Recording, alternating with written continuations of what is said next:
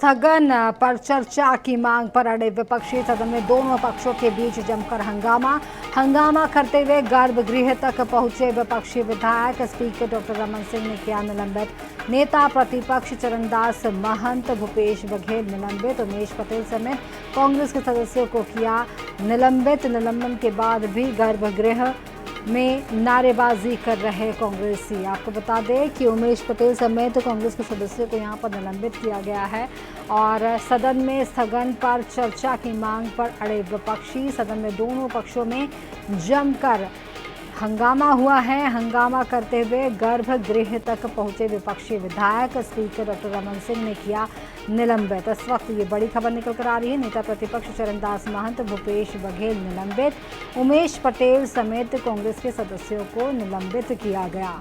सदन में स्थगन पर चर्चा की मांग पर अड़े विपक्षी। सदन में दोनों पक्षों के बीच जमकर हंगामा हुआ है और हंगामा करते हुए गर्भगृह तक पहुंचे विपक्षी विधायक। उसके बाद स्पीकर डॉक्टर रमन सिंह ने किया है उन्हें निलंबित। नेता प्रतिपक्ष चरणदास महंत, भूपेश बघेल निलंबित। उमेश पटेल समेत कांग्रेस के सदस्यों ने किया निलंबित।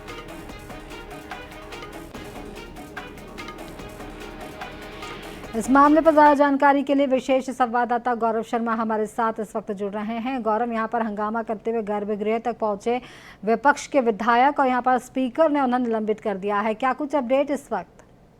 देखिए, छत्तीसगढ़ विधानसभा के मानसून सत्र की पहले दिन है वो आज हंगामे की भेंट चढ़ गई। आज कहीं ना कहीं बलौदाबाजार हिंसा पर हंगामे की शुरुआत हुई और अंत में सदन के खत्म होते तक के हंगामे का दौर जो है वो जारी रहा। हंगामे के बीच ही ध्यानाकर्षण प्रस्ताव पढ़े गए, उसके जवाब दिए गए। अनुपूरक बजट भी जो हंगामा चलता रहा उसके बीच ही पेश किया गया वित्त मंत्री ओपी चौधरी के द्वारा और अंत तक हंगामे का दौर जारी रहा। इस बीच विपक्ष के जो सदस्य है वो बलौदाबाजार हिंसा के मामले में स्थगन पर चर्चा कराए जाने को लेकर गर्भगृह में प्रदर्शन करते नजर आए। पूर्व मुख्यमंत्री भूपेश बघेल, नेता प्रतिपक्ष डॉक्टर चरणदास महंत समेत तमाम जो कांग्रेस के सदस्य रहे वो निलंबित कर दिए गए। विधानसभा अध्यक्ष डॉक्टर रमन सिंह ने निलंबन की कार्रवाई की। विधानसभा में जो नियम प्रक्रिया उसके तहत गर्भगृह में प्रवेश करने के बाद समय निलंबित हो जाते हैं तो सभी सदस्य जो निलंबित होने के बाद भी नारेबाजी करते रहे। इस तरह से हंगामे का दौर जो है वो आज लगातार जारी रहा। सत्ता पक्ष की ओर से अनुपूरक बजट पेश किया गया, हंगामे के बीच ही पेश किया गया। साथ ही साथ ध्यानाकर्षण भी जो भावना बोरा के द्वारा लाया गया था वो भी हंगामे के बीच ही पेश किया गया और हंगामे के बीच ही उप मुख्यमंत्री विजय शर्मा ने इसके जवाब दिए। तो कहीं ना कहीं आज बलौदाबाजार हिंसा को लेकर जो हंगामा है उसका भेंट जो सदन की कार्रवाई है वो कहीं ना कहीं चढ़ गई और इस तरह से लगातार जो हो हल्ला है, नोक-झोंक है और वाद विवाद का दौर जारी रहा। जी, तो यहाँ पर जिस तरीके से हो हल्ला और वाद विवाद का दौर भी यहाँ पर जारी रहा, लगातार कई मुद्दे यहाँ पर उठे हैं। इसके साथ साथ अगर देखा जाए तो विपक्ष काफ़ी लंबे समय से सत्र की तैयारी पे लगा हुआ था और इसके साथ साथ जो आने वाले सत्र की अगर बात की जाए तो वो कितने हंगामेदार हो सकते हैं, कौन कौन से मुद्दे उठाए जा सकते हैं? गौरव, देखिए, छत्तीसगढ़ में विपक्ष ने लगातार विधानसभा सत्र को लेकर तैयारी की। मानसून सत्र में एक एक दिन एक एक मुद्दों पर स्थगन लाने की रणनीति के तहत आज पहले दिन बलौदाबाजार हिंसा के मामले में कांग्रेस के सदस्यों ने स्थगन प्रस्ताव पेश किया। इसके बाद में लगातार दिन भर हंगामे का दौर जारी रहा। इस पर चर्चा की मांग को लेकर ये माना जा रहा है कि कल भी एक विषय पर विपक्ष जो है वो स्थगन लाएगा। ये संभावना है कि खाद बीज की उपलब्धता जो किसानों को नहीं हो पा रही है, प्रदेश भर में किसान खाद बीज के लिए परेशान है। इस मुद्दे को लेकर कांग्रेस पार्टी जो है वो स्थगन प्रस्ताव ला सकती है और इस पर चर्चा करने के लिए कल एक बार फिर से हंगामे का दौर देखने मिल सकता है। तो लगातार एक एक दिन जो हंगामे की रणनीति है, जो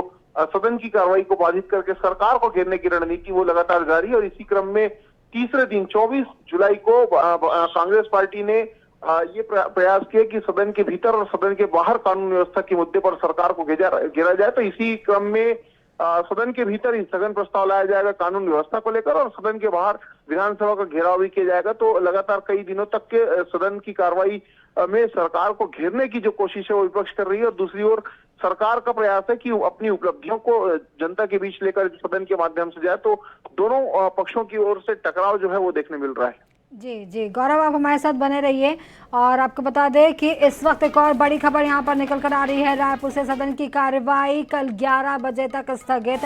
वित्त मंत्री ओपी चौधरी ने पेश किया अनुपूरक बजट। अनुपूरक बजट पर कल होगी चर्चा। हंगामे के बीच पेश किया गया अनुपूरक बजट। इस वक्त बड़ी खबर निकल कर आ रही है। आपको बता दें कि अनुपूरक बजट पर कल होगी चर्चा और इसके साथ ही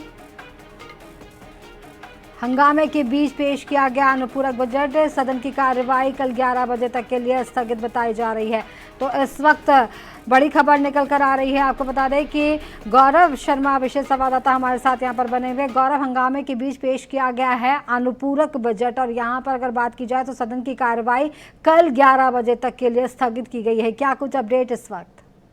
देखिए, जैसा कि मैंने अपने दर्शकों को लगातार जानकारी दी, बलौदाबाजार हिंसा के मामले में दिन भर हंगामे का दौर जो है वो जारी रहा और इसी बीच वित्त मंत्री ओपी चौधरी ने वर्तमान सरकार का पहला अनुपूरक बजट जो है वो पेश किया और इस पर चर्चा के लिए स्पीकर डॉक्टर रमन सिंह ने कल की तिथि तय की है। कल इस पर चर्चा की शुरुआत की जाएगी। हंगामे की बजट पेश की लगातार जो चर्चाएं हैं वो चलती रही। इसी क्रम में ध्यानाकर्षण भी रहा, तो इसी क्रम में अनुपूरक बजट पेश किया गया। अब कल इस पर जो चर्चा का दौर है वो देखने मिलेगा। इस बीच ये सत्ता पक्ष और विपक्ष के बीच में टकराव भी देखने मिलेगा।